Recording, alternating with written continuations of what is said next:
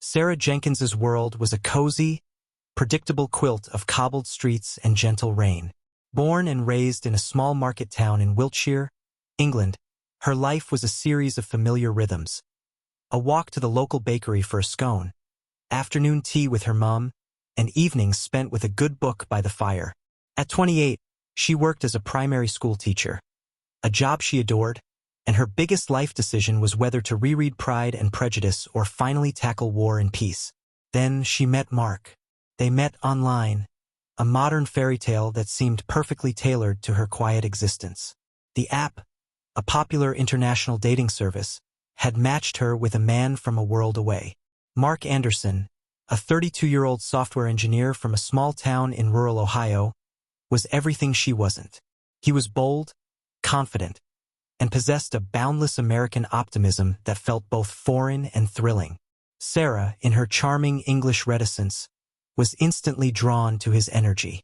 Their initial conversations were a whirlwind of shared dreams and late-night calls, the 6-hour time difference a minor inconvenience to what felt like a soul-deep connection. Mark talked about a future filled with adventure, of road trips across the country and a home with a sprawling porch swing. He sent her photos of his home, a charming 2-story house with a white picket fence, and she saw a future in every sun-drenched image. He spoke of his love for the outdoors, for hiking in state parks and weekends spent fishing on a lake. He presented a picture of a wholesome, all-American life that seemed to promise a fresh start, a vibrant escape from her comfortable but predictable routine. Their courtship was a rapid escalation of emotion and commitment. After 6 months of daily communication, a constant exchange of messages, photos, and video calls that made the distance feel insignificant, he flew to England to meet her in person. He arrived with a bouquet of flowers and a smile that lit up the arrival lounge at Heathrow. He was just as charming in person as he was online, and he seamlessly fit into her life. He charmed her parents, David and Eleanor, with his impeccable manners and genuine interest in their lives. He made her best friend, Lucy, laugh with his quick wit. He swept Sarah off her feet with a grand proposal in a tiny pub garden, the kind she had only ever read about in novels. "Marry me, Sarah," he'd said, his voice husky with sincerity, "and come build a life with me. A real life." She said yes, her heart soaring with the promise of a new adventure.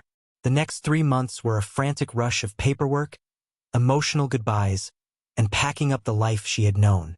Her parents, David and Eleanor, were heartbroken to see her go but so happy that she had found love. They had their reservations, of course. David, a practical man, worried about the vast distance. "Just be careful, love," her father had said, hugging her tightly at Heathrow Airport. "America's a long way." Sarah had laughed it off, her heart soaring with the promise of a new life. "He's a good man, Dad. I know it." She believed it with every fiber of her being. She left behind her job, her friends, and the only world she had ever known, all for a man she had spent less than a month with in person. It was a leap of faith, a grand romantic gesture she believed was destined to lead to a happy ending. The wedding was a small, intimate affair in the local courthouse of Mark's hometown, a place so small it felt like a movie set. The town was a patchwork of cornfields and clapboard houses, a world away from the ancient stones of Wiltshire. Mark's family welcomed her warmly, and for a fleeting moment, Sarah felt a sense of belonging. The first few weeks of married life were a blissful honeymoon. They explored local antique shops, went for walks by the river, and Sarah fell in love with the easy rhythm of their new life. Mark was attentive, affectionate, and everything she had hoped he would be. He was her guide in this new world, and she was happy to let him lead. But soon, the perfect facade began to crack. The first sign was small, barely noticeable. A text from her best friend, Lucy, back in the UK, went unanswered. Sarah had been planning to call her back later, but Mark, seeing the notification on her phone, had simply deleted it. When Lucy called later that day, Sarah sounded different, distracted, her usual cheerful lilt replaced with a quiet hesitation. "Mark's just really busy, Luce," she'd said. "He gets stressed about work." It wasn't just a missed text. It was the beginning of an isolation. Mark was always there, He worked from home and was always present, hovering, his gaze following her from room to room. He discouraged her from making local friends, claiming he was all she needed. "You have me now," he'd say, a possessive undertone she hadn't noticed before. "We're a team." He'd laugh it off, a casual dismissal of her need for outside connections. He monitored her phone calls and her emails, a claim he initially disguised as playful intimacy. "Just checking on my wife," he'd say with a grin, holding her phone aloft. But the grin was tight and the check was a scan. He started to question her about who she was talking to, what they were saying, and why she needed to be in constant contact with her family back home. He'd make passive-aggressive comments, like, "It's a bit much, isn't it? You've only been gone 3 months and they're already smothering you." She started censoring her conversations with her parents, leaving out the small arguments, the feeling of suffocation. She didn't want to worry them. She didn't want to admit that the dream was turning into a cage. The carefree, optimistic Mark she had fallen in love with was slowly being replaced by a controlling, paranoid stranger. She found herself walking on eggshells, constantly trying to anticipate his moods and avoid his anger. On the night of her disappearance, October 24th, 3 months to the day after she had arrived, a different sort of fight erupted. It wasn't a loud, shouting match, but a quiet, chilling disagreement that left Sarah with a knot of dread in her stomach. Sarah had been speaking to her mother on the phone, and Eleanor had mentioned a trip she was planning to come visit. Sarah, excited, had agreed, but when she hung up, Mark's face was a mask of cold fury. "You didn't talk to me about that," he'd said, his voice low and dangerous. "It's my mum, Mark," she'd replied, her voice trembling slightly. "She wants to visit. Our home. Our schedule," he corrected, his eyes hard. "You don't make plans without me." The argument had escalated into a venomous verbal assault. He accused her of trying to escape, of not loving him enough, of betraying him. He had never been this cruel, this manipulative. He backed her into a corner, his face inches from hers, and for the first time, she felt a genuine, bone-deep fear. When he finally stormed out of the room, she locked herself in the bathroom, her heart hammering against her ribs. She messaged Lucy a single, cryptic text. "I made a mistake." That was the last message anyone ever received from Sarah. When Sarah's parents couldn't reach her for 2 days, they called Mark. He was calm, almost annoyingly so. "Oh, she left," he said, his voice nonchalant. "She just packed a bag and took off. Said she missed her old life. I guess this wasn't for her." Eleanor felt a cold wave of dread wash over her. Left? Without her passport? Without her purse? "She took some cash," Mark replied smoothly, "and maybe a small bag. Look, I don't know. I'm giving her space. She'll be back." But she wasn't back. Eleanor and David's pleas to the local Ohio Police Department initially went nowhere. They were told it was a domestic dispute, that the wife had simply left. "She's an adult," the officer had said. "She'll turn up." But they knew their daughter. Sarah would never, ever go silent. She loved her family more than anything. Something was terribly wrong. The silence was a scream in their ears. It took the intervention of the British consulate and a frantic, media-fueled campaign from friends in the UK to get the case taken seriously. Detective Sergeant Miller, a grizzled, no-nonsense veteran, was assigned the case. He walked into Mark and Sarah's small house, and the sterility of the place struck him immediately. It was neat, clean, almost untouched. A perfect museum of a life that had never been truly lived. The house felt like a showpiece, a stage with no actors. He interviewed Mark. Mark was charming, articulate, and played the part of the heartbroken husband to perfection. "She was homesick," he explained, tears welling up in his eyes at just the right moments. "She was so far from her family. I should have seen it." But Miller's instincts screamed otherwise. He noticed the inconsistencies. Mark claimed Sarah left late on a Monday night, yet the last text to Lucy was from Sunday evening.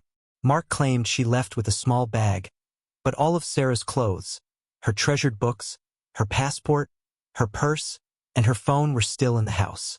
The house was a crime scene of absence. Sarah's belongings were there, but the woman herself was gone. Miller's investigation began to dig deeper into Mark's past. He found a trail of failed relationships, women who had left him with similar feelings of being controlled and suffocated. One ex-girlfriend had a restraining order against him. He had a temper, a history of rage that was carefully hidden beneath a veneer of kindness. He was a master manipulator. He had a history of isolating his partners, of controlling their social lives, and of lashing out when they tried to assert their independence. Miller saw the pattern immediately. Mark's charm was a carefully constructed facade, a tool to draw people in before the walls closed around them. The crucial turning point came from a neighbor, an elderly woman named Martha who spent her days watching the world from her front porch. She'd seen Sarah and Mark on that Sunday night, arguing in the front yard. He was shouting at her, she told Miller, her voice trembling. It wasn't like him. He always seemed so nice. But that night he was a monster. I saw her try to walk away, and he grabbed her arm. She looked so scared. Martha had never forgotten the look on Sarah's face. She had tried to dismiss it, to tell herself it was just a lover's quarrel, but the memory had haunted her. The police obtained a search warrant for the property. They found nothing. No blood, no body, no weapon. The house was spotless. The yard, the shed, the garage all yielded nothing. But they did find something else. Tucked away in a lockbox in the back of a closet were a series of meticulous, almost obsessive journals Mark had kept. They weren't about love or hope. They were about control. He had chronicled Sarah's movements, her conversations, her every perceived slight.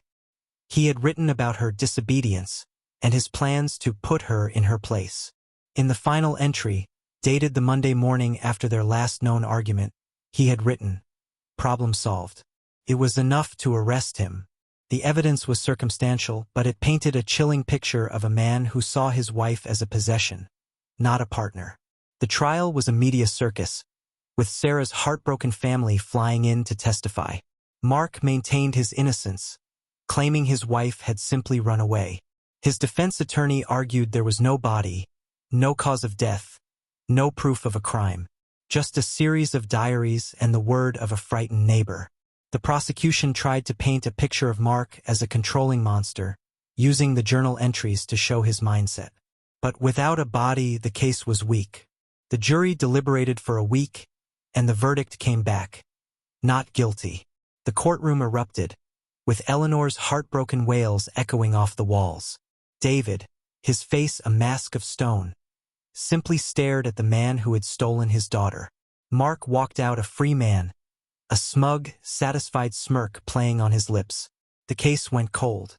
4 years, Sarah's face was on billboards and milk cartons. Her story became a chilling whisper in the true crime community, a cautionary tale about the dangers of online relationships and the illusion of a perfect life. Her parents never gave up, relentlessly searching, always hoping. They sold their house in Wiltshire and moved to Ohio, a painful pilgrimage to the place where their daughter's life had ended. One day, 10 years later, an old shed on a derelict farm 3 miles from Mark's house was being torn down. Beneath a pile of old tools and rotting planks, a construction worker found a shallow grave. It was a small, quiet place, a final resting spot for a girl who had once dreamed of a big, loud life. Inside, wrapped in a blanket, were the remains of Sarah Jenkins. The autopsy confirmed the cause of death was blunt force trauma. Mark Anderson, now a middle-aged man living a quiet life of solitude, was rearrested. The evidence was irrefutable. The soil from the shallow grave matched the unique soil composition of his property. The blanket was from his home.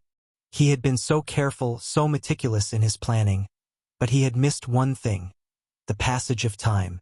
The things he had hidden would one day be found. He was finally convicted and sentenced to life without parole, his smug mask finally crumbling into a look of cold, hard defeat. For Sarah's family, it wasn't justice. Justice would have been her walking through the door, with her bright smile and her love for cobbled streets and rainy days. It was closure, a final, heartbreaking, and undeniable answer to the question that had haunted them for so long. She had left one life for another, A small town in the UK for a small town in the USA, only to disappear into the vast, silent